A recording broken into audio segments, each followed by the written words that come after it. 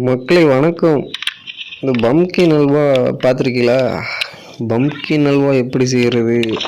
அதுதான் நாங்களும் பார்த்துட்டு ஃபஸ்ட் டைம் ட்ரை பண்ணியிருக்கோம். பம்கின் எடுத்து துருவி அப்படியே லேசாப்பில் முந்திரி எல்லாம் ரெடி பண்ணி வச்சுக்கிறோங்க.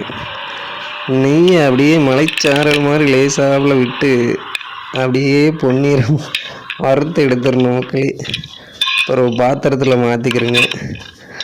நல்லா திரும்பவும் நெய்யை விட்டு நம்ம துருவி வச்ச அந்த பம்கின்னு ஃபுல்லாக ஒரு வாட்டி எடுத்துட்டிங்கன்னு வச்சுக்கலாம். அப்படியே அதுலேயும் நெய் விட ஆரம்பிச்சிடும். உடனே கூடுதலாக நமக்கு இனிப்பு சேர்த்துக்கிறதுக்காண்டி சர்க்கரையை ஃபுல்லாக போட்டுக்கிறோம். திரும்ப ஒரு 2 வாட்டுன்னு வச்சுக்கோங்களேன். நெய் டாப்பில் அப்படியே பதமாக வந்துடும்.